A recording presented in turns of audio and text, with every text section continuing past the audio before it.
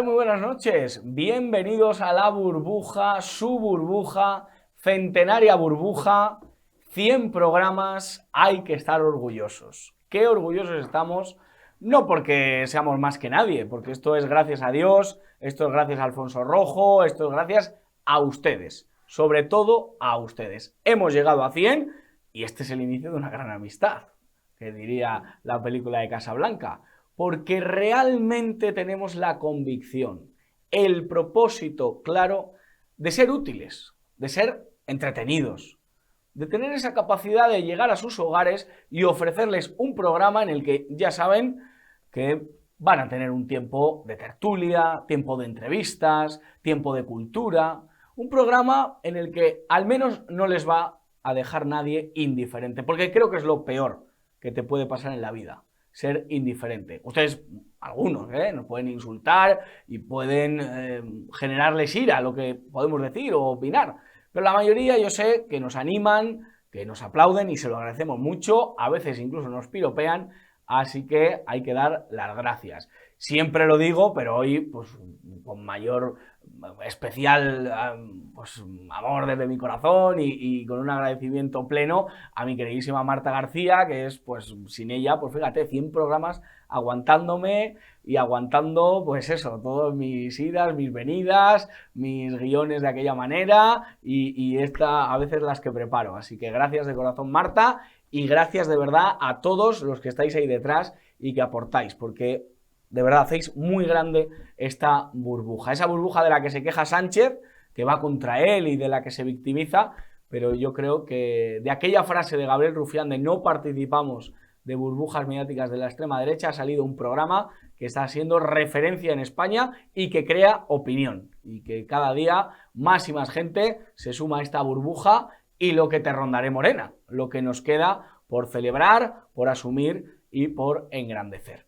La reflexión que hoy quiero hacerles, y ya doy paso y doy juego a todo lo que tenemos hoy preparado, es que conocí una anécdota que me llamó mucho la atención, que fue una entrevista que le hicieron al gobernador del Banco de España en el año 1981, cuando pues Tejero entró al Congreso y ocurrió todo lo que ocurrió aquel 23 de febrero. Le preguntaron al gobernador del Banco de España, ¿usted estaba nervioso la noche del 23 de febrero? Y él dijo, pues la verdad que no, dormía pierna suelta, porque ganase quien ganase, yo iba a seguir en mi puesto e iba a estar bien.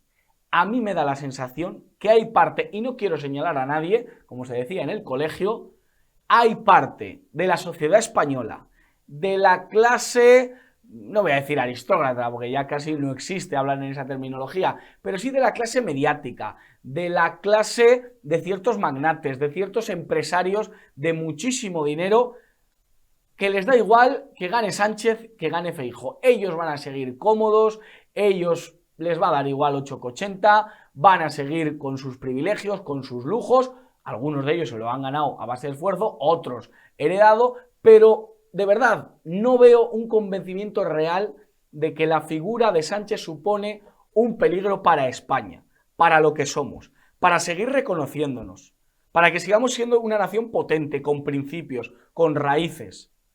4 años más de Sánchez o 4 años de Feijóo haciendo lo mismo que Sánchez podrían suponer la destrucción absoluta de España. Si no es que España, como bien nos dice siempre mi querido Blanco Corredora, ya está destruida y hay que reconstruirla, que eso es lo que decía Ortega y Gasset. Yo creo realmente que 4 años más de Sánchez son absolutamente lapidarios para España y creo que supondrían una herida de muerte. Decía Miguel Hernández que había 3 heridas, la de la muerte, la de la vida, la del amor. Yo creo que Sánchez nos propondría la mentira, la herida de la mentira, porque él es mentira, la herida del enfrentamiento, de acabar con la reconciliación nacional, de acabar con esos consensos a los que de alguna manera se habían llegado y que Sánchez y su antecesor Zapatero dinamitó por los aires, y también la herida de una España sin valores, una España sin principios, una España abocada a los designios de o bien Bruselas o bien de donde nos lleven a Occidente, que ya les digo yo que es el precipicio.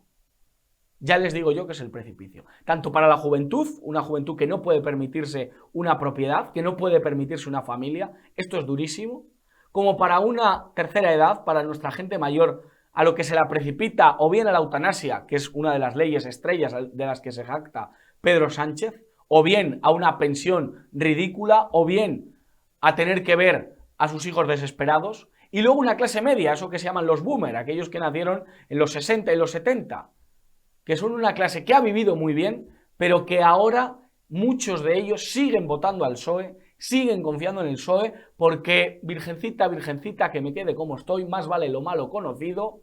Bueno, esa frase nos ha llevado a donde nos ha llevado, a la perpetua deuda, no solo económica, sino también moral de España. Y yo no me resigno, y por eso hacemos la burbuja, por eso existe la burbuja, para poner pie en pared, para enfrentarnos a lo que Sánchez representa, y no solo él, Otegi, Chapote, Rufián, Juanga, que vamos a seguir preguntándote, yendo al Congreso a preguntarte que vas a seguir viviendo del sueldazo que te pagamos todos aquí en Madrid. Todo ese proyecto político, lo que Rubalcaba denominó como Frankenstein, tiene que acabar. Para superarlo, no para hacer lo mismo. Tomen nota en Génova 13.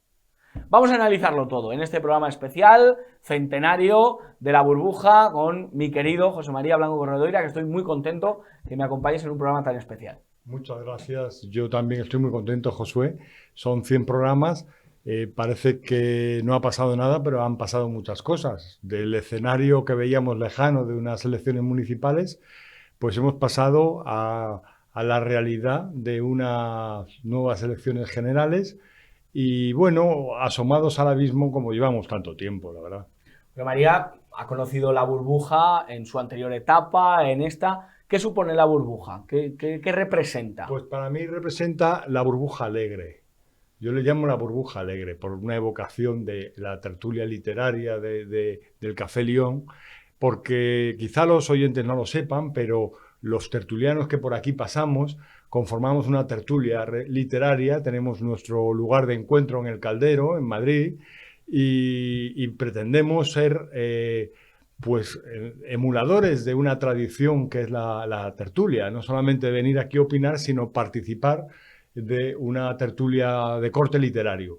Y eso es lo que para mí representa la tertulia, una tertulia de amigos de cierta categoría.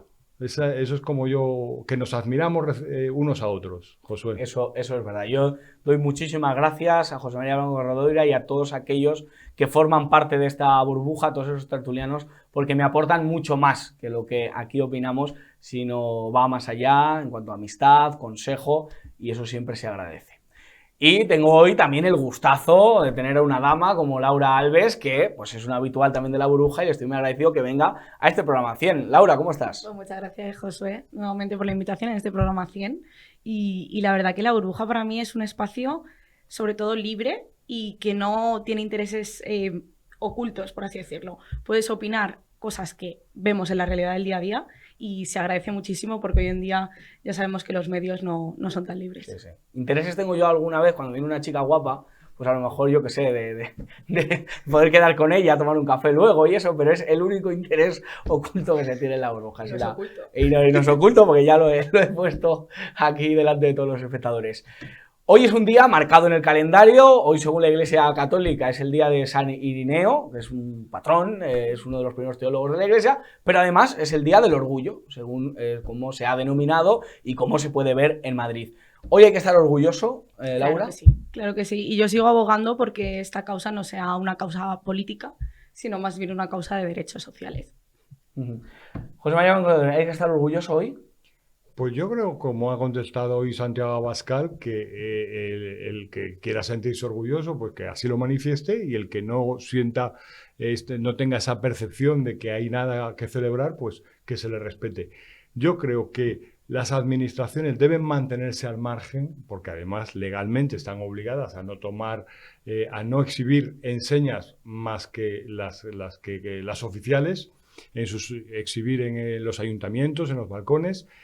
Y luego, quizá lo que a mí no me gusta es la carga que tiene de adoctrinamiento y la carga que tiene de pose. Es decir, el otro día que quedamos a comer, paseaba por el Madrid literario de las Cortes, paso por Capas Seseña y resulta que han puesto una cenefa del arco iris y con una frase en inglés que yo tuve que preguntar qué es lo que significaba, let's queer o algo así. Creo que es muy postizo, muy ortopédico este orgullo. Lo creo de verdad. Es decir, ¿van a vender más capas? Yo sería un potencial comprador de una capa. Cuesta un dinero, sí. Josué. ¿A qué viene esa pose de Camsa o del otro, el de la moto, de poner, de rotular con el gasto que supone? ¿Existe hoy en día una discriminación? Yo en su día, hace ya más de 20 años, publiqué que existía un tabú y que había que deshacer ese camino hacia bueno, pues el respeto a todo el mundo.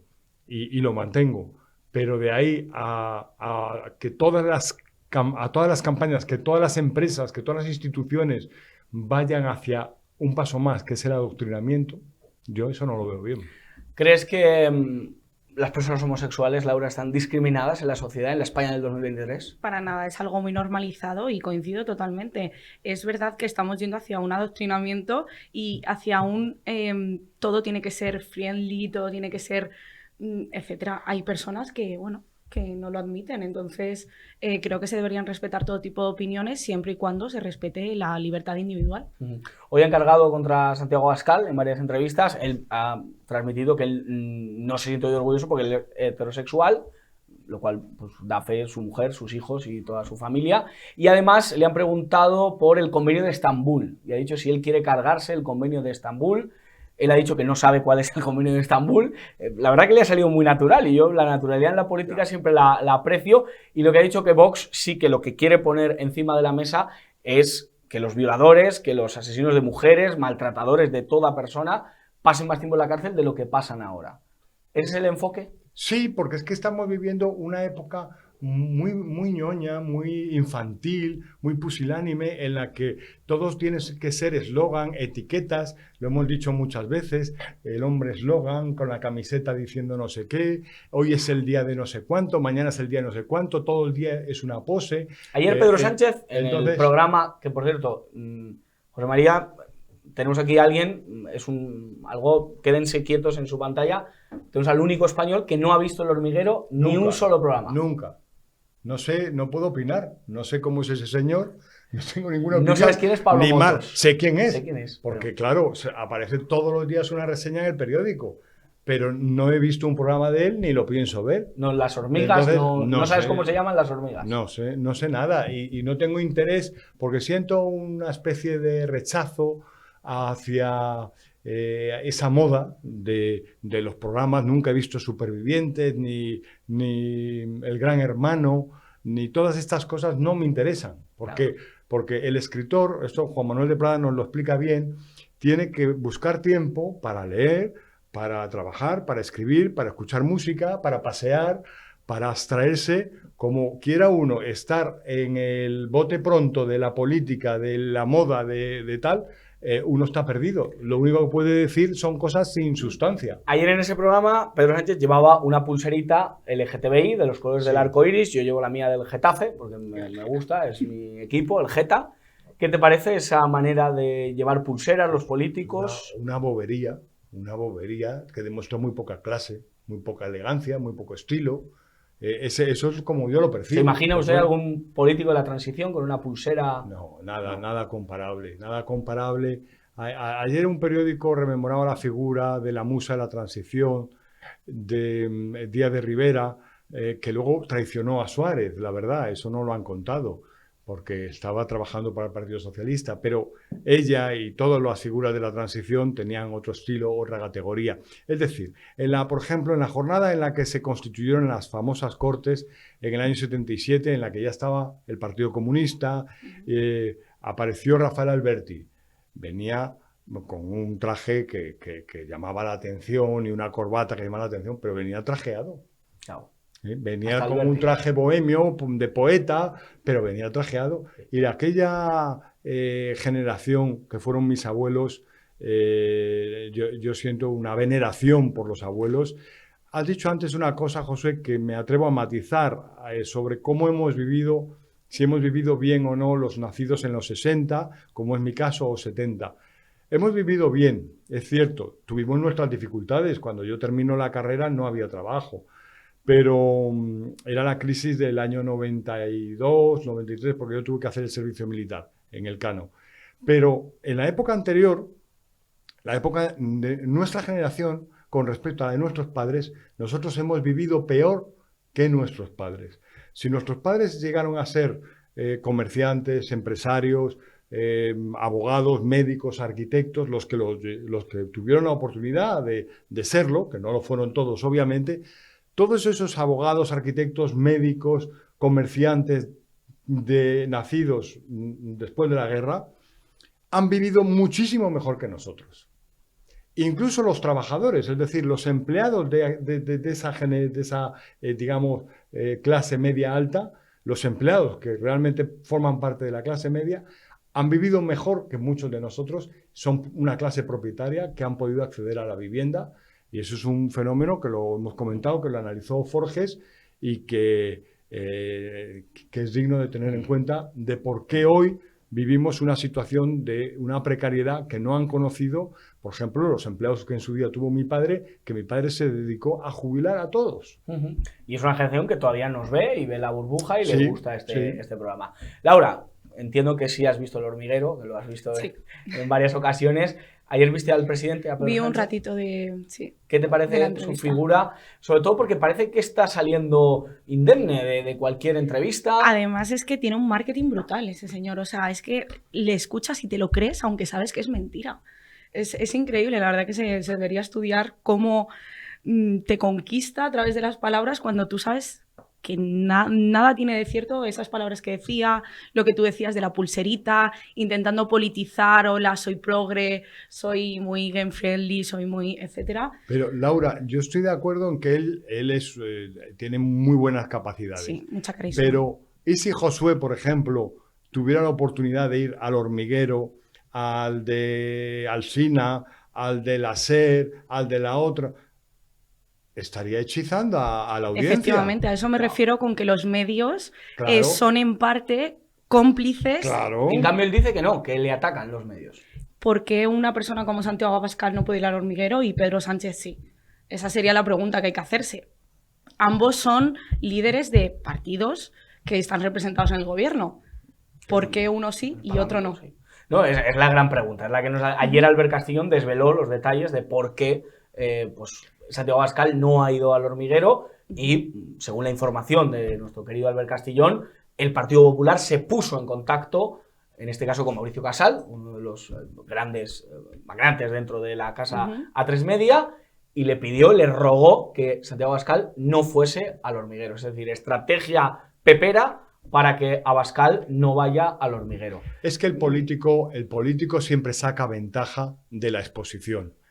Un político que tenga oficio, que tenga tablas, como tiene Abascal, como tiene Pedro Sánchez, como tiene Feijóo, pues le saca siempre rédito a la cuota de pantalla. Sí, pero ¿cuál es el miedo de que Santiago Abascal vaya al Hormiguero y exprese su opinión política, al igual que la puede expresar otro porque líder? Porque él está estigmatizado como extrema derecha y conviene al sistema, tanto al PP como a los demás partidos, que siga figurando como una persona siniestra.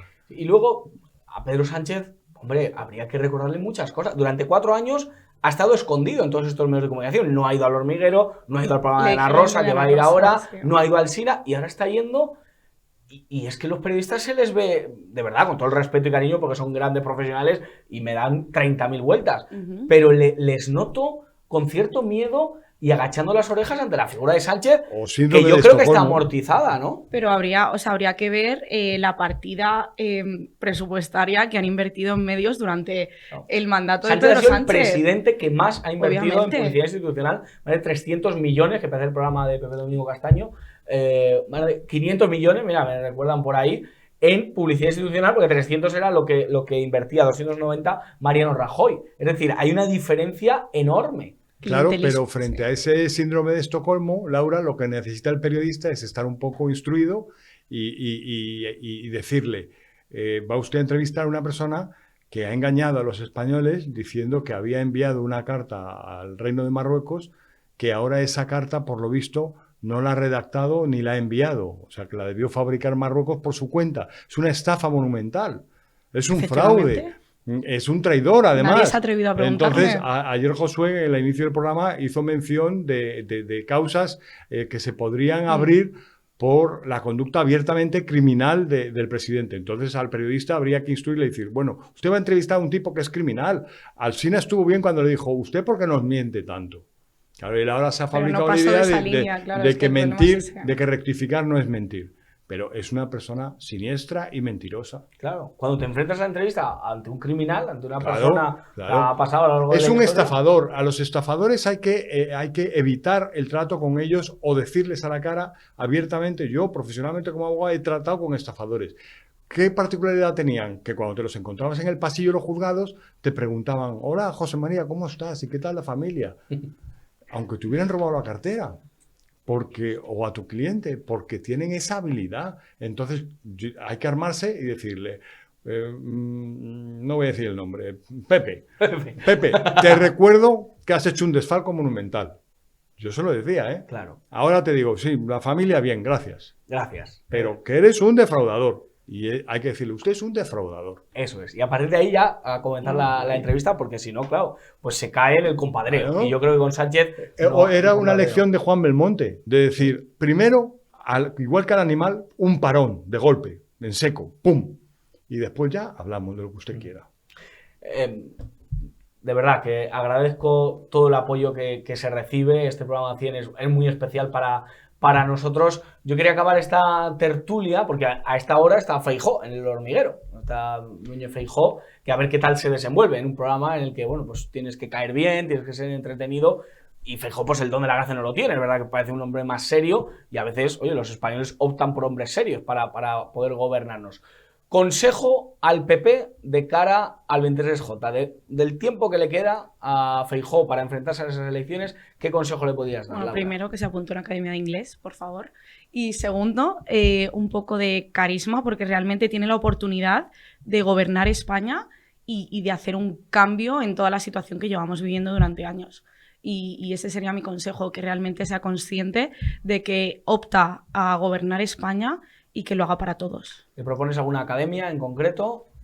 Cualquiera, pero que aprenda inglés, por favor. Lo que pasa, Laura, es que ni el inglés ni el carisma se improvisan. El inglés lleva mucho tiempo. A los españoles nos cuesta mucho tiempo aprender idiomas. Entonces, yo el consejo que le daría a Feijóo sería decirle, mire usted, España adolece de un cáncer que es el Estado de las Autonomías, que es una inmensa agencia de colocación, y hay que empezar a deshacer y a reconducir la situación, a regenerar España, a reconquistar, como decía, lo que quede de nación. Y necesita alguien que le ilumine en ese sentido, no en póngase la pulserita, diga esto hoy, diga esto mañana, atienda las redes. Podía un presidente hasta no publicar nada en las redes y no pasaría nada. ¿Crees que se puede ganar la batalla sin las redes hoy en la España? No. La campaña electoral quizá no, pero el gobierno por supuesto que sí.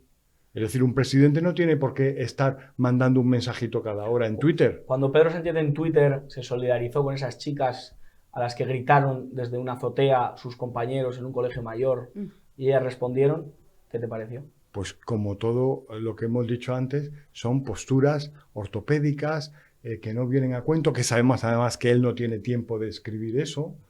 Y luego además también necesitaría alguien con estilo al lado, Feijóo, que le dijera, no diga en este país, no diga lo que la gente quiere, no diga tolerancia cero, no diga las bobadas, hable con propiedad.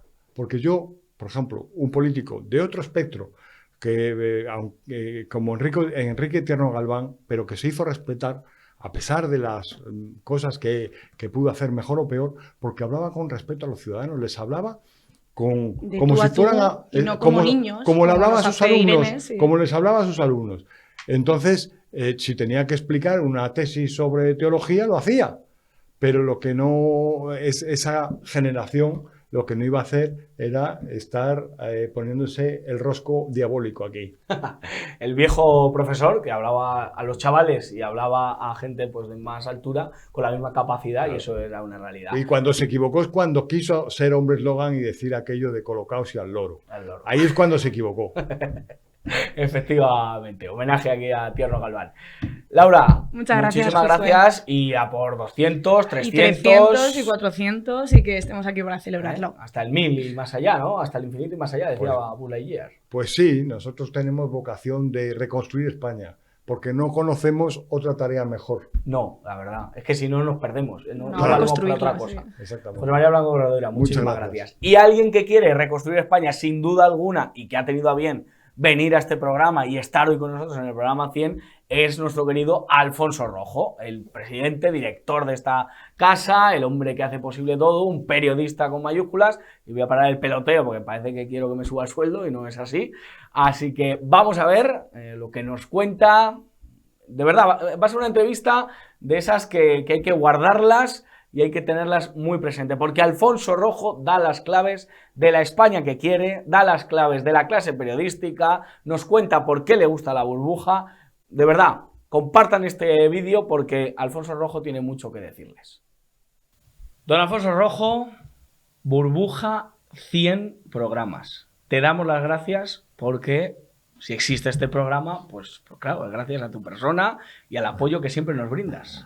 100, esto va a ser la guerra de los 100 años. Eso es. No hay mal que 100 años dure, pero la burbuja va a durar mucho 100 más. años y vamos a ser como los de la guerra de los 100 años. Vamos a acabar agotados, pero triunfantes. Esa es la esperanza. Sí, sí. No, tú sabes que es muy importante en la vida no quejarse, protestar. Nosotros en la España de Sánchez, lo que nos distingue de muchos otros medios y de muchos otros periodistas es que nosotros no nos quejamos. Y qué mal me han tratado, qué me han hecho. No, nosotros protestamos, enarbolamos la bandera de la protesta. Y nosotros somos, de verdad, los progres, los radicales de esta historia. La gente que quiere que este país avance, la gente que cree en el periodismo, la gente que cree, y después encima, que eso no lo sabe la gente, lo pasamos estupendo. Oh, eso es lo mejor. Las risas que nos echamos a pesar de todo. A pesar del gobierno. A pesar del gobierno. Que decía que yo era... No me acuerdo qué decía, a pesar del gobierno. Pero bueno, ya me acordaré. Alfonso, ¿hay que ser optimistas con el panorama que tenemos? Sí, bueno, estamos obligados a serlo. Es que no tenemos otra. Es decir, nos enfrentamos a una situación en la que si no somos optimistas, nos tenemos que ir a vivir a Portugal, ¿no? O tenemos que o sea, al norte de Canadá, o a Montana, que estará muy de moda con lo de Yellowstone, un frío que pela. Pero queremos a España. Claro, nosotros nos gusta nuestro país y nosotros creemos que este país puede ser muchísimo mejor y creemos en que el agilipollamiento que ha sufrido la sociedad española como parte de la sociedad occidental, pero muy acelerado en el caso de España, tiene que detenerse, tiene marcha atrás. Es decir, no es posible las insensateces a las que estamos viviendo y que se conviertan en el pan nuestro de cada día. Estamos en contra de un periodismo adocenado, entregado al poder, felpudiano. Digo felpudiano, no sé si existe, pero es por asimilación al felpudo. Hay que crear lenguaje y hay que crear diccionario de Alfonso Rojo. Pedro Sánchez se queja de la burbuja, sí, no de este programa, que yo creo que sí lo ve, porque... Bueno, si no lo ve, que le vayan dando. Que le vayan dando. Pero se queja de una burbuja que va contra él en el mundo del periodismo. Tú que has sido Juan el Bautista, has clamado en el desierto durante años frente a, no vamos a dar nombres, pero un montón de periodistas paniaguados y bizcochables que has tenido que soportar. ¿Cómo ves este relato victimista de Sánchez? Mira, en los 47 años largos, casi 47 años y 7 meses transcurridos desde que Franco se murió ahí arriba en una cama del Hospital de la Paz, que el PSOE no se ha enterado, pero que lo inauguró Franco. Claro. Creen que lo inauguraron ellos y lo construyó Franco. Pero no, en una cama del hospital no ha habido en España un presidente del gobierno, ni una panda de facinerosos en el Consejo de Ministros con más poder bancario, poder o apoyo bancario, empresarial y mediático que el que ha tenido este gobierno. Y es muy simple. Es decir, yo no he visto esta serie de entrevistas porque está Sánchez haciendo más bolos que Kiko Matamoros. Que Kiko Matamoros y Belén Esteban juntos. Está todo el día haciendo bolos. Yo no he visto ninguna de las cosas. He visto los resúmenes que hemos hecho, he visto los trozos, he leído lo que habéis escrito, lo que me has contado tú. Y te digo, es decir, creo que repite ese mensaje constantemente. Pero hay una pregunta que desarmaría inmediatamente su relato. Es decir, o una serie de preguntas. ¿Está el país a su favor o en contra de usted? ¿Está la cadena SER en contra o a favor de usted? ¿Está a favor de usted, señor Sánchez, A3 Media en su conjunto, en contra o a favor? Telecinco ha estado y está a su favor, pero sí está, ¿cómo se llama este? Jorgeja. A Jorgeja, hasta Jorge Javier, hacía programas estos. ¿Está a su favor, al final, los periodistas mejor pagados, Pedro J. y El Español, están a favor o en su contra? Están todos, Televisión Española, Radio Nacional. Digo, pues ahora dígame quién está en contra. Nosotros y el del tambor. Y el del tambor, mira que hace ruido, pero es que... El otro y el del tambor. Y además es muy difícil en contra. Pero no es que no solo en contra de Sánchez, es muy difícil en el periodismo español. Creo que en el mundial en este momento, y lo digo con dolor porque yo he sido siempre un fan del periodismo anglosajón, norteamericano, me encantaba hasta las crónicas deportivas. Yo creo que es muy difícil ir en contra del mainstream, de la gran corriente, que es políticamente correcta, progre, donde existe ultraderecha pero no hay ultraizquierda, donde a una presidenta del Parlamento cuya condición es cristiana, creyente y provida, se la etiqueta como ultracatólica, antiabortista. Yo supongo que, no sé, amiga de Torquemada. No sé, ese tipo de cosas. Entonces dices tú, es muy difícil ir en contra. Sí. Y es muy difícil ir en contra en las tertulias, es muy difícil en los medios de comunicación. Fíjate cómo se titula, cómo se hacen las cosas. ¿Por qué no sale estos días? ¿Por qué ha desaparecido en los medios de comunicación el Tito Berni y su recua de diputados puteros? ¿Por qué ha desaparecido? Ha desaparecido porque los medios, que es un tema crucial, pero vamos a ver, si los padres de la patria se gastan nuestro dinero en putas y en cocaína, es un escándalo. Y hay que contarlo. ¿Por qué ha desaparecido de los medios de comunicación la presencia de terroristas en las listas electorales de los compañeros del gobierno? Pues ha desaparecido. ¿Por qué los seres de Andalucía, que es un escándalo el tratamiento que se le está dando carcelario a algunos de los estafadores, por qué no es tema todos los días? Y sin embargo sale la extraviada, iba a decir otra cosa, de María Guardiola haciendo el bobo en Extremadura y bueno, la pajarraca es mortal. Sobre todo porque Sánchez dice que él con Bildu que no los conoce, que no sabe ni quiénes son, que por qué le preguntan por Bildu, si él no, pues si pasaban por allí y no tiene nada que ver con Bildu. Pues es que hemos escuchado al delegado del gobierno, que es que encima, es decir, yo te decía que es más tonto todavía que María Guardiola, el delegado del gobierno que es socialista. María Guardiola es popular. Los hemos escuchado hace unos días cantando las alabanzas a Bildu por los servicios que han prestado a la patria, según él, a los españoles, dijo, a cientos de miles de españoles, pero lo hemos oído hace unos días. Y que ha salvado pero miles lo de niegan vidas. si nosotros le dejamos negarlo. Claro. Y oiga, es que tuve que hacerlo. Bueno, la ley de memoria histórica, entregarles a los terroristas el patrimonio del relato de lo que ha sido el horror durante estos años, entregárselo a ellos, que decidan ellos qué era bueno y qué era malo, ¿lo hizo usted porque España lo necesitaba? ¿Lo hizo usted por una necesidad superior? ¿Lo hizo usted por qué? La investidura. Bueno, todo. Entrar en la Comisión de Secretos Oficiales. Bueno, todos los sitios. La ley de memoria democrática, como bien recordabas. La ley de vivienda. La ley de bienestar animal. La ley del sí es sí. La ley del aborto. Todas esas han sido pactadas, han sido alentadas por Bildu. Esa es la gran realidad. Y una doble vara de medir que a mí me pone nervioso y a muchos de nuestros espectadores también, es como la izquierda habla de derechos humanos o de cómo se cargan los derechos humanos, dictaduras o regímenes como en su día el de Videla, el de Pinochet, pero en una Hispanoamérica que es muy cercana a nosotros y que nos ve muchísima gente, no se habla de Petro, no se habla de Maduro, no se habla de Daniel Ortega, no se habla de todos estos individuos que no es que se hayan pasado por el arco del triunfo de los derechos humanos, es que tienen sometida a su población de la manera que la tienen. ¿Qué te parece esta? Pero no es solo que no se hable. Personajes como Zapatero alaban. Se han convertido en los influencers porque tiene esas trazas, de torturadores como Maduro. En Venezuela se tortura, en el helicoide se tortura y se mata. Las fotos, las imágenes, los testimonios, incluso de medios izquierdistas, de personajes supuestamente progres de América Latina, cuando analizan la realidad de Amnistía Internacional, que no es muy fiable, incluso Amnistía Internacional, reiteran la tortura y la muerte en países como Venezuela, como Nicaragua. Y estos, encima, hacen negocios con ellos. Es que se están haciendo todos estos millonarios. Es decir, digo, bueno, yo lo entiendo. Es decir, lo hacen por puro interés. Yo no creo que alguien con una mentalidad, sea de izquierdas o de derechas, pueda apoyar o respaldar o alabar a alguien que es capaz de torturar a estudiantes de una forma inicua. No lo voy a relatar porque me produce espanto el tipo de torturas que se aplican. Pero estos lo hacen por puro interés. Lo hacen simplemente por esto. Estos son así. Y nosotros tenemos la obligación, aunque nuestros colegas de profesión no lo hagan, de denunciarlo. Y en eso tú haces una buena labor. Tú has hecho un trabajo. Yo me fijé en ti. De verdad, para mí fue como de repente, como una luz en medio de la oscuridad. Cuando le preguntabas a Rufián, allí solito, tú te levantabas así. No te levantabas, preguntabas sentado. Yo quería preguntarle y te decía, no participo en burbujas de la derecha. Mediáticas de la ultraderecha. Yo dije, oye, ¿y cómo? ¿Y los demás?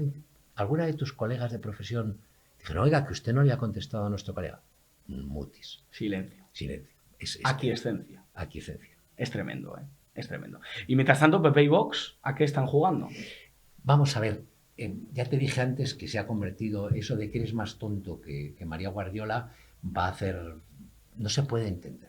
Yo creo que no sé lo que están haciendo, pero creo que están obligados ya, porque tienen que ganar las próximas elecciones y las tienen que ganar a la limón y tienen que formar gobierno a la limón y no va a haber otra para sacar a Sánchez y a esta recua de maleantes del poder. Tienen que empezar a ocupar el escenario, tienen que aparecer muchísimo más. A lo mejor están acertando y nosotros nos equivocamos. A lo mejor esta táctica suavona de ir dejando pasar las cosas, pues les funciona, porque el español... En las encuestas de momento no. En las encuestas ha perdido 10 escaños el PP y los ha ganado Sánchez esta última semana. Pues tienen que volver a ocupar el espacio y tienen que volver a recordar lo esencial. Y lo esencial es que si quiere un voto, que se lo pida a Chapote. Las cosas como son. ¿Y qué consejo le darías a estos políticos de PP y Vox que se enfrentan a esos periodistas, muchas veces muy incisivos con ellos, y en cambio permisivos con Sánchez, y que les hacen preguntas, pues que si Franco era un dictador, que si usted condena a los homosexuales a la horca, que si usted pega a las mujeres? ¿Qué le diría? Vamos a ver, lo que te digo a ti muchas veces, es decir, yo no tengo por qué justificarme. A mí, que si Franco fue un dictador, claro que fue un dictador. Claro que fue un dictador. Entonces, pero ¿y a mí usted qué me cuenta? Franco nace en el siglo XIX. O sea, no en el siglo XX, en el siglo XIX. Y murió, como te he dicho antes, hace 47 años y 7 meses. O sea, hace casi medio siglo que ya siendo un anciano, porque era un hombre muy mayor, que lo enterramos. Y dices, y estos siguen a mí, si me preguntasen por eso, ¿y a mí usted qué me pregunta? Es decir, yo si me preguntasen eso, digo, bueno, lo que yo propongo es crear un manual para turistas extranjeros de recorrido por las checas de Madrid, por las 200 checas o 300 que hubo en Madrid, con especial parada en Bellas Artes y las que controlaban los socialistas, donde torturaban a la gente. Digo, oiga, ¿por qué no me pregunta usted por las checas de Madrid? Pero si es que, mira, mi padre, que está al lado de San Pedro ya hace tiempo, volvía de estudiar, de licenciarse, de graduarse como ingeniero del ICAI en Bélgica.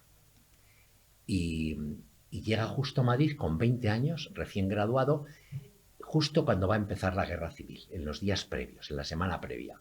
Y al bajarse en la estación, él traía sombrero y venía con corbata. Y por esas cosas que hay de los momentos y de la época, por la indumentaria, lo detuvieron. Lo estuvieron interrogando porque lo consideraban sospechoso en la muerte de no sé quién, no sé, cosas, uno más, ¿no? Y lo tuvieron en lo que después fue la Checa de Bellas Artes, en esa zona, no cerca de eso. Por llevar sombrero. Yo creo que lo confunden. Viene un chaval que viene de fuera, no sabía muy bien, mi padre nunca fue muy político, Los majan a palos, cuando llegan a la discusión de que es un pardillo, pues al final tuvo la suerte de que lo sueltan y se va a casa. Al final de la guerra civil, porque él la pasa en Madrid, pasa más hambre que el perro gitano, pues entonces lo movilizan como soldado republicano y lo obtienen en el frente del Pardo. Y yo le preguntaba muchas veces, papá, pero tú, ¿cómo hacen los niños? Tú tiras. Yo no tenía ni balas. Yo hacía agujeros, yo cavaba. Y entonces, cuando termina la contienda, un hombre que ha pasado por cierta tortura, que lo ha movilizado a la fuerza, que ha pasado un miedo atroz. Mi padre no te habla de la guerra civil, mi padre quería olvidar. Pero y eso fue un horror. Y olvidar y construir un país distinto. Pues si mi padre quería olvidar, ¿cómo estos gilipollas? ¿Cómo nos va a hacer Bolaños? ¿Cómo? Bolaños. Te digo. Para acabar, Alfonso, un consejo a la audiencia de La Burbuja, de Periodista Digital, mensaje de ánimo cada día. Tú en la segunda dosis nos das tu homilía, Sí, tu ánimo, sí. nos infundes ese aliento que hace falta, pero un mensaje directo dirigiéndote a la nación. Bueno, bifronte, uno, sigan con nosotros, échenos una mano y apóyennos, difundan nuestros materiales para que los conozca más gente. Ese es el consejo suave. Y ahora viene el de verdad. Miren, más vale perder un día de vacaciones en la vida y sudar como un pollo unas horas que pasarse otros 4 años con Sánchez sudando sangre, que es lo que vamos a sudar como españoles, como esta banda de maleantes tenga la fortuna de poder reeditar por desidia de la derecha, por falta de empuje del PP, por falta de visión de Vox o de lo que sea, como esta gente sea capaz de reeditar la coalición Frankenstein. Yo no he dicho muchas veces que yo me iría a vivir a Portugal. No me voy a ir, estaremos aquí otros 4 años dando la tostada, pero lo descarto. En fin, el 23 de julio está a la vuelta de la esquina y le tenemos que dar una patada en el culo a Pedro Sánchez y su banda que suene en las chimbambas, en Estambul. Eso. Alfonso Rojo, muchísimas gracias. Eres el espectador VIP de La Burbuja. Estoy todo el día. Y por eso te condecoramos y te damos ese galardón. Muchísimas gracias, de verdad. Un abrazo. Qué bueno, Alfonso Rojo, un auténtico placer tenerle al lado y compartir este tiempo. No se pueden imaginar, pues lo que, fíjate, desde niño, pues lo que le han mirado, lo que he tenido siempre presente, pues imagínate tenerle aquí y ser pues el que nos conduce, el que nos dirige, el que nos guía. Hoy es miércoles, hoy no toca, pero siempre toca. Cine siempre es bueno que haya, en este programa y en la vida en general. Y hoy, como era el programa 100, y se lo había prometido la semana pasada, quería que estuviese en el programa aniversario de La Burbuja, el 100, que estuviera Luis Ruiz de Asúa, el profesor por excelencia, por antonomasia. ¿Qué tal? ¿Cómo estás? Muy buenas noches, don Josué. Encantado y honrado de estar en el programa número 100 de La Burbuja. 100 programas en esta etapa, porque hubo una anterior. ¿Cuántas películas podemos llevar? Pues yo creo que llevamos 20 y tantas en esta segunda etapa, sí. ¿Y Pero sumadas Burbuja. entre las dos? Pues creo que andamos por las 40 por ahí. 40 películas. Más o menos, yo creo que sí, o más, probablemente. Sí, unas 40 por ahí. Hay que llegar a 1.600 películas o 2.000. Sí, esa es mi intención. Espero que sea también la de ustedes Y lo y la de los bonito, espectadores. yo lo hablaba con Chancas, con Raúl, el de la historia del rock. Lo bonito de todo esto es que no se va a acabar. O sea, podemos estar hasta la edad de Alfonso Rojo, con 71 años, hablando de cine, y me dirá usted, hay una película que no hemos hablado que es sensacional. Bueno, con decirle que no hemos repetido ni una sola vez un director. Fíjese. O sea, nos queda aquí, nos queda tela que cortar. Nos queda para algo. El día que lo repitamos, ese día tiene que ser algo muy grande. Bueno, pues podríamos repetirlo, pero yo creo que habría que repetirlo cuando ya hayamos hablado de las principales de los directores que no hemos hablado. Y hoy, una de las películas de mis favoritas, he de decirlo, y una película de esas que marcan. Una película que ha sido escogida precisamente para este programa número 100, porque claro, creo que había que hablar de una película del ámbito del periodismo, una película española, una gran película española. Hay quien dice que es una de las mejores películas del cine español y de un director del que no habíamos hablado aún y al que hay que reivindicar. Y es que hoy vamos a hablar de una película del año 1955, una producción de Cesario González, dirigida por el grandísimo José Luis Sáenz de Heredia y titulada Historias de la radio. Historias de la radio. Ahí Marta nos pone ese cartel mítico del mítico Sáenz de Heredia, sí, con una portada. Fíjese qué portadas, ¿eh? Yo creo que hay que observarlas. Las carátulas son preciosas, las de esa época, y ahí vemos a un locutor mítico de la radio española que era Bobby de Glané.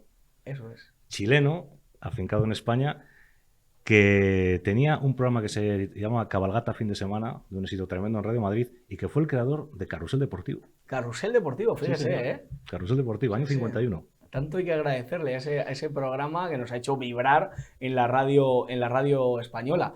Pues cuéntenos, háblenos de historia de la radio. No sé si quiere empezar. Hoy le dejo libertad absoluta porque hoy es su Usted día. siempre me deja libertad absoluta, Eso lo también cual es es de verdad. agradecer. Me ha gustado lo que ha dicho Laura antes de la... No tiene intenciones oscuras este programa. No, Me encanta. aquí venimos, hablamos de lo que queremos Eso y es. ya está.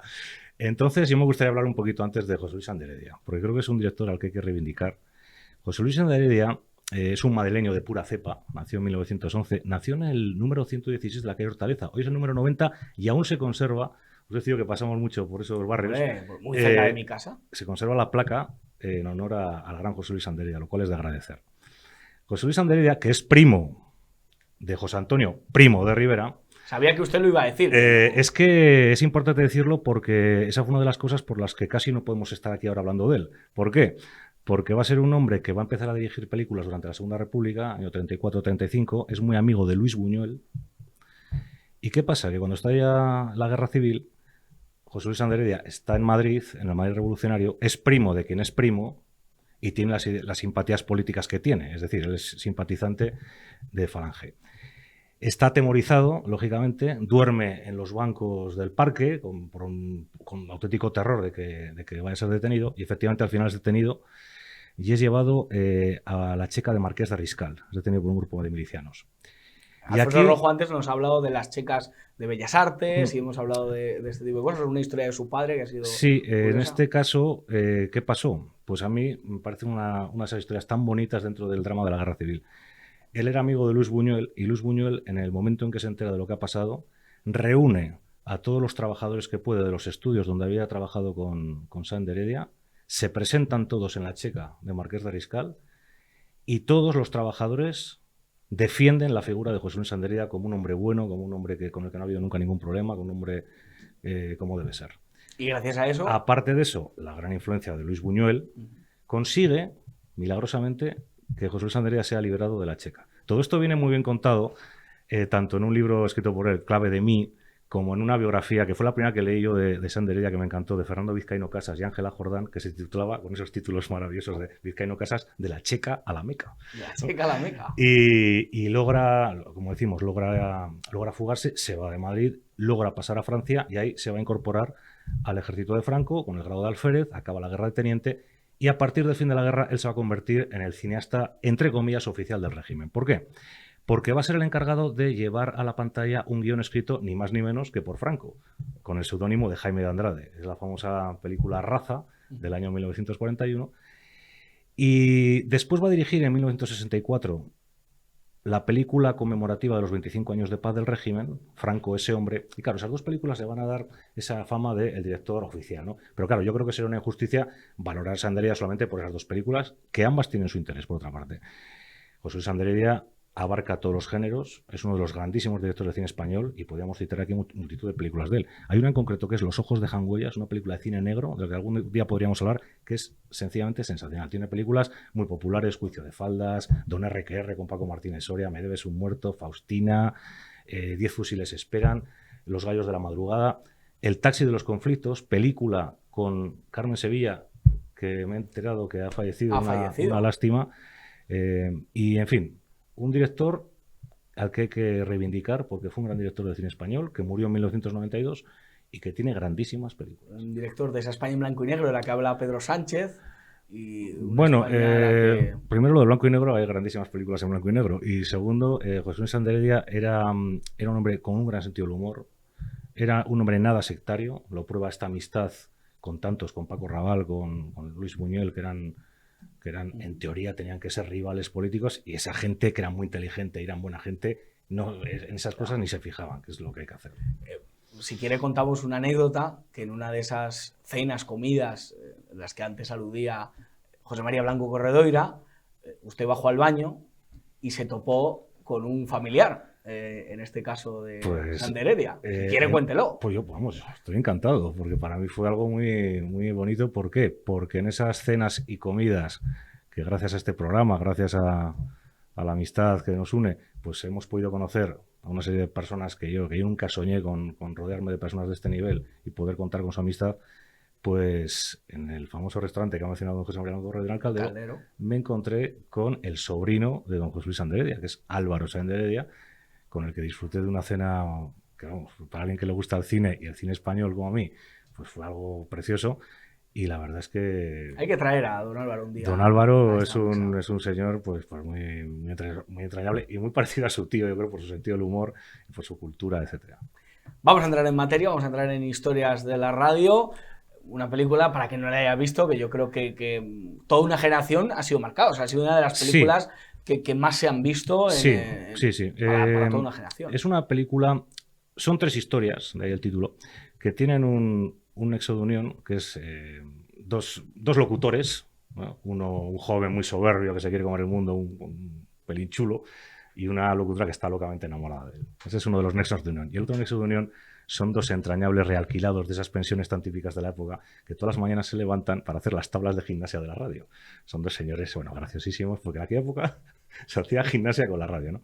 Entonces las 3 historias, que son a cada cual mejor, la primera de ellas, rápidamente sin destriparlas, en la primera de ellas, con este señor que hemos hablado, Bobby de Glané, se ofrecen 3.000 pesetas a aquella persona que esté escuchando la radio y que sea el primero que se presente en los estudios de Radio Madrid, en la Plaza Santa Bárbara 26, disfrazado de esquimal, con trineo y con perro lobo. Estamos en una época en que la radio había mucho público, era una representación teatral. Y entonces está escuchando la radio un inventor muy pobre que acaba de inventar un pistón y no tiene dinero para patentarlo. Y le convence su colaborador de que se presente en la radio como sea para lograr el premio. El hombre se traga su orgullo y a través de 1000 peripecias logra llegar al estudio y ya veremos lo que pasa. Esa sería la primera historia de la radio. La segunda es la famosa historia de los ladrones, del ladrón en este caso. Hay un ladrón que está robando, suena el teléfono y le están llamando de la radio. En esos concursos que abrías la guía de teléfonos al azar y el número que salía dice, si usted se presenta aquí, este señor, le damos 2.000 pesetas, ¿no? Entonces el ladrón pues las tiene que ingeniar para es ir. Un poco, hablando del hormiguero, es que está todo relacionado. Esto de quién llama, ¿no? Este concurso de llame y le doy la tarjeta del hormiguero. Pues eso viene de ahí. Esta historia, que ya veremos cómo acaba, tiene una anécdota muy interesante que también nos dice mucho cómo era José Luis Sáenz de Heredia.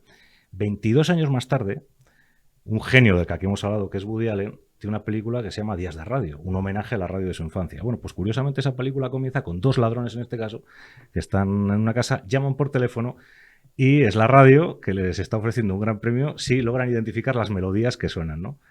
Entonces, claro, lógicamente eso no suena mucho a la película de Sáenz de Heredia. Pues Sáenz de Heredia, que vivía aún en 1987...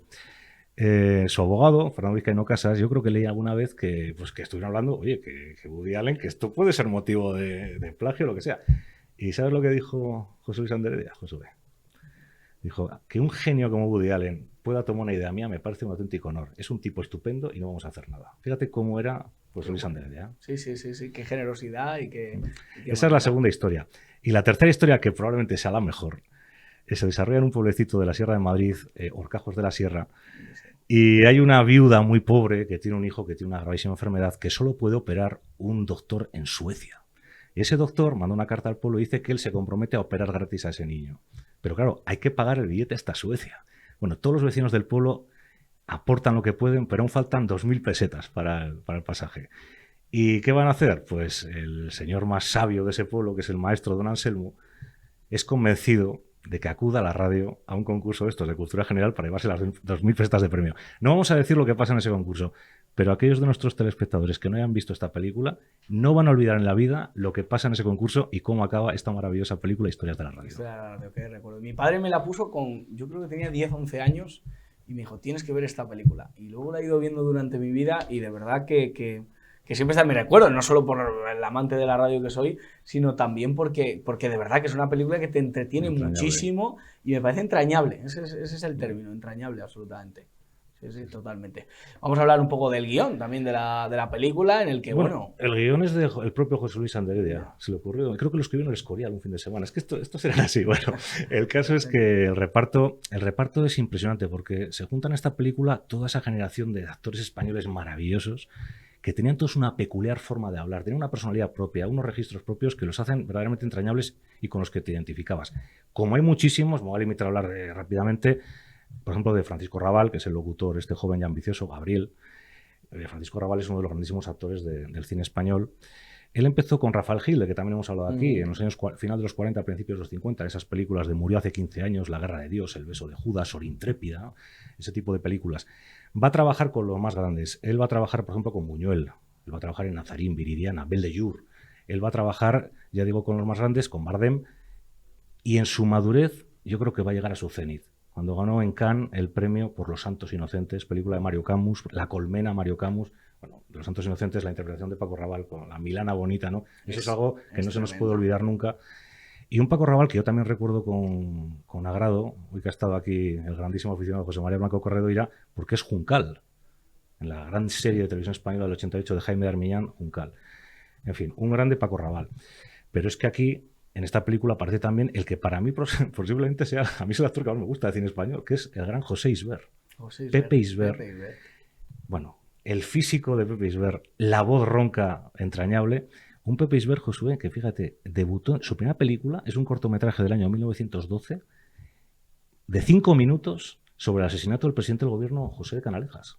¿Sabes que a Canalejas lo asesinaron mientras veía el escaparate de la librería San Martín en la Puerta del Sol con carretas? Sí, sí. Bueno, pues el asesino, Pardiñas, el anarquista Pardiñas, es Pepe Isbert en el cortometraje. Se rodó ese cortometraje al poco porque fue asesinado en 1912. Entonces Pepe Isbert, bienvenido Mr. Barça, el verdugo, es que hay, los jueves milagro, el cochecito, bueno. Ha tenido a bien Madrid, yo no sé quién ha sido, si ha sido el ayuntamiento, si ha sido la presidencia, pero de darle una parada de cercanías. Según se llega a Telemadrid, la parada en la que para llegar a Telemadrid es Pepe Isbert. Y me gustaría también hablar, por citar uno más, el gran Alberto Romea, porque este es el profesor Samuel, que me parece entrañable. Pero vamos, en esta película tenemos a... Perdón, Samuel he dicho, Anselmo, perdón, me he equivocado, es don Anselmo.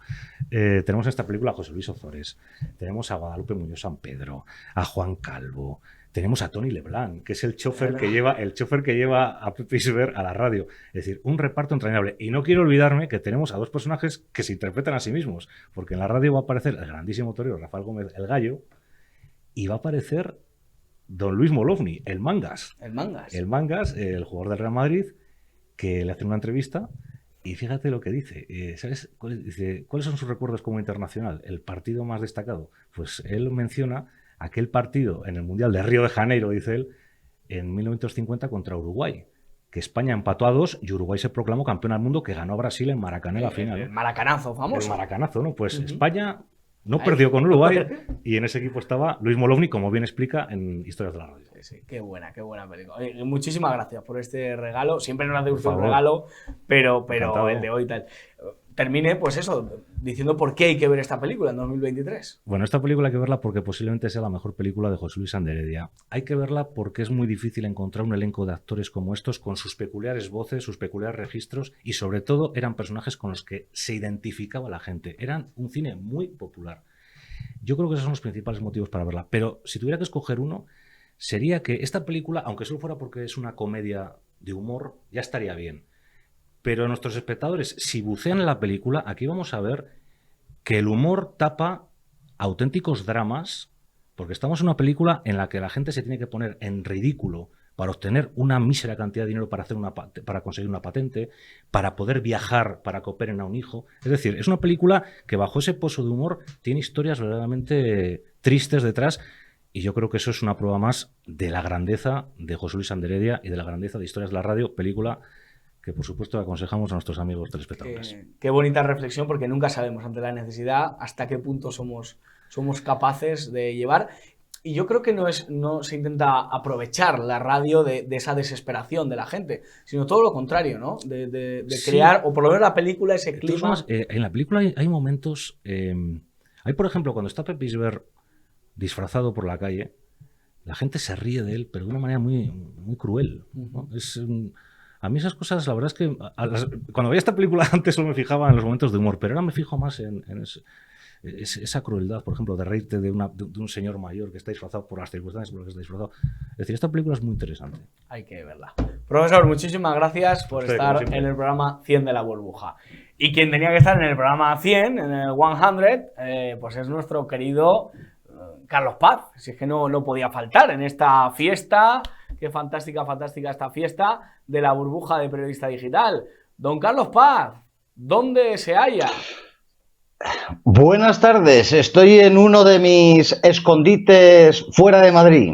Pero yo me esperaba que al ser el programa 100, no sé, apareciera usted con fruta en la cabeza, así como si no sé si era la mamachicho, quien llevaba fruta en la cabeza, o que aparecía usted en taparrabos, o yo qué sé. Carmen Miranda era la de la fruta en la cabeza. Carmen Miranda, efectivamente. Iba a hacer algo parecido, iba a ir en esa línea, pero es que hace un calor insoportable. Precisamente por ese calor, adelantamos a nuestros oyentes que yo me cojo 2 meses de verano, porque Qué no hay bueno. quien pare. Qué bueno. No, es que usted no es que sea funcionario, que eso es muy de funcionario, sino que es que usted en verano, pues, hiberna en verano. Usted siempre va a la contra. ¿Qué nos va a contar hoy? Sí. Vamos a hablar de literatura, vamos a hablar de libros, pero hoy, pues como es el último día que le vamos a tener hasta septiembre, pues hoy quería darnos un regalo, hoy quería pues hacernos una recopilación. Sí, he escuchado algunas de esas pildoritas que hacemos a lo largo del curso. He pensado que era la despedida antes del verano, he pensado que era el programa 100 y he pensado que no me apetecía pensar mucho. Todo eso me ha llevado a que lo mejor, lo más indicado, era que repasásemos, que recomendásemos algo de todo lo hablado desde enero, que fue cuando usted me introdujo en este programa. Así es, estos 100 programas, aparte de la etapa anterior, pero de verdad que han sido muchos libros, han sido muchos escritores que se han ido recomendando.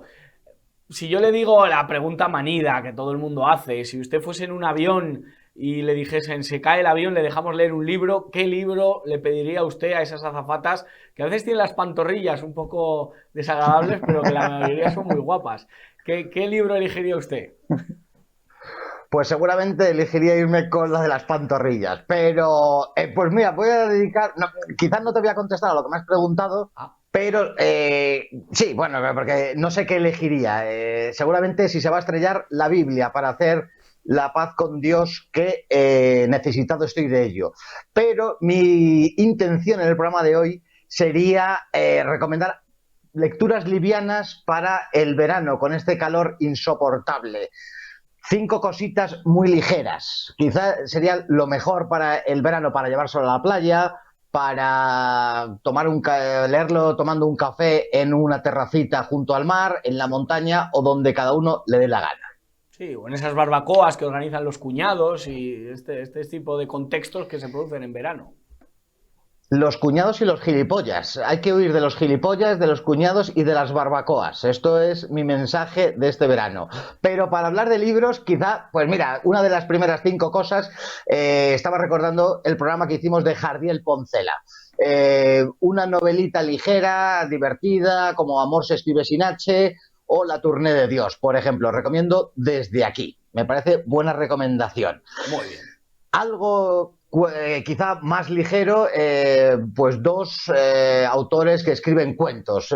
Aquel programa que hicimos de Oscar Wilde, los cuentos de Oscar Wilde son muy ligeros, muy livianos, muchos los leímos en la infancia, pero reencontrarse con aquello siempre viene bien y es muy edificante. De la misma manera también los cuentos de Tolstoy, que son profundos, a la vez que muy breves y muy legibles. Desde aquí, cuando abordamos el programa de Julio Verne, dije que en verano yo me reencuentro o revisito, como dicen los gilipollas, la obra de Verne y esas 20.000 leguas de viaje submarino, que muchos lo verán como una lectura juvenil e incluso infantil, pero de eso no tiene nada. Y permíteme una quinta recomendación, que sería la poesía. No vamos a abandonar la poesía, y quería recomendar desde aquí un libro que ha salido hace poco que se llama Ni aun bajándote la luna, que es un poemario muy interesante que acabo de terminar de leer. Y, bueno, le agradezco mucho que hable de literatura siempre en este programa, pero hombre, que acabe es un honor y que me una usted, fíjese, a Javier Poncela, a Oscar Wilde y a Julio Verne, pues imagínese, me pongo colorado. Pues muchísimas gracias por esa recomendación. No le voy a preguntar qué le ha parecido este libro de poesía, porque a ver si voy a salir mal parado. Me ha parecido, para algún despistado, de decir que tal libro, tal poemario, es el escrito por usted y publicado, presentado hace escasamente una semana.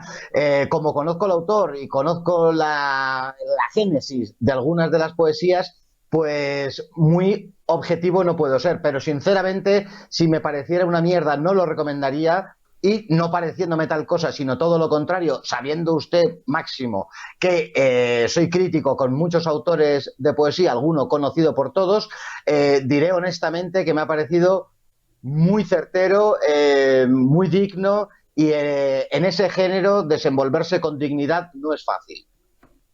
No es fácil, decía Lotina, y la verdad que le agradezco mucho esa crítica. Y bueno, pues lean ustedes Ni aun bajándote la luna, porque yo creo que es una lectura para el verano sensacional, que voy a decir. Don Carlos Paz, muchísimas gracias. Quiero que nos recuerde todos esos libros, sobre todo porque son ligeros, ¿verdad?, de leer. Ya sabe usted que en España hay una problemática con eso de la lectura. No son novelas Río, no es James Joyce, no es nada que les va a llevar todo el verano leyendo esa lectura, ¿no? Van a tener tiempo también para hacer y deshacer, enamorarse, desenamorarse y esas cosas que se hacen también en verano, beber, trasnochar, ir en bicicleta. Nos quejamos mucho durante el curso que no tenemos tiempo, que si el trabajo, que si las novias, este tipo de cosas que le pasa a cada cual. Pero el verano se presta, sobre todo si es mi caso con 2 meses, a tener tiempo para uno mismo, para la introspección, para pensar y, por supuesto, para leer. Las lecturas que recomiendo son ligeritas y se encajan perfectamente para este tiempo estival. Son cualquier novela, cualquiera de las 4 novelas que tiene Jardiel Poncela. Quizás, si alguien no se ha acercado a su obra, recomendar Amor se escribe sin H o La Tournée de Dios, los cuentos de Oscar Wilde, los cuentos de Tolstoy, esas 20.000 leguas de viaje submarino de Julio Verne, o ese poemario que lleva por título Ni aun bajándote la luna, de Josué Cárdenas. Muchísimas gracias, don Carlos. No le voy a decir a quién le recomienda a usted los cuentos de Tolstoy, porque se va usted a reír conmigo, pero sí sé que usted lo hace con todo el corazón, recomendar estos autores: Oscar Wilde, Tolstoy, Julio Verne, Jardiel Poncela y Josué Cárdenas. Pues muchísimas gracias, don Carlos. Disfrute del verano, que se lo merece. Y bueno, pues ya a su vuelta usted va a adquirir tal conocimiento que vamos a quedar absolutamente obnubilados de toda la cantidad de experiencias y aventuras que va a vivir usted este verano. Va a aparecer usted Manolito Gafotas. La semana que viene empiezan mis aventuras, seguramente me vayan dando hasta Génova, esto ya veremos. Y hasta Génova 13, un verano... hasta la sede del PP. No. Si pretendo huir de los gilipollas, no me voy a ir a uno de sus nidos. A la ciudad de Génova seguramente me empiece yo este verano, pero promete ser muy interesante. E incluso a la vuelta habrá un libro publicado mío de relatos, precisamente. Qué bueno. Pues aquí le espero que usted venga aquí en cuerpo y alma y podamos presentar ese libro de relatos que seguro que está a la altura del autor, que es Carlos Paz, y del experto que cada miércoles, y en estas 100 burbujas le quiero dar las gracias por estar aquí siempre presente, al pie del cañón, y regalarnos estos regalos literarios en un programa en el que hoy en día pues ni en El Hormiguero, ni en el Sálvame, ni en la televisión pues se habla de libros, y yo creo que es importantísimo e imprescindible. Así nos luce el pelo. Hasta todos los oyentes del programa de La Burbuja, y usted hasta dentro de poco. Un abrazo, querido amigo, que Dios te bendiga. Un abrazo. Pues ya ven, esto es La Burbuja, en su máxima expresión. Absolutamente, hoy los personajes, las personas que han ido pasando por aquí, pues son un regalo, y todos aquellos que hacen grande a La Burbuja, Le doy gracias también a Juanjo Pérez Altonado, que es uno de nuestros mayores fans, que ha venido hoy a vernos y además nos ha traído un pastelito, una tartita para celebrar este cumpleaños de la burbuja. Ya saben, hagan más grande esta burbuja, porque sin ustedes es que no somos nadie, somos nada de nada, que cantaba Cecilia. No somos nada más que una verdad que es mentira, una palabra vacía en un poema, no somos nada, así que realmente dependemos de ustedes. Reiterar mi agradecimiento a mi querida Marta, reiterar a toda esta casa periodista digital y, como siempre digo, que no se lo cuenten porque ya se lo contamos nosotros. Mañana seguimos, mañana jueves estamos aquí puntuales a las 10. Alejen a los niños del televisor y aléjenles de Irene Montero. Que Dios les bendiga.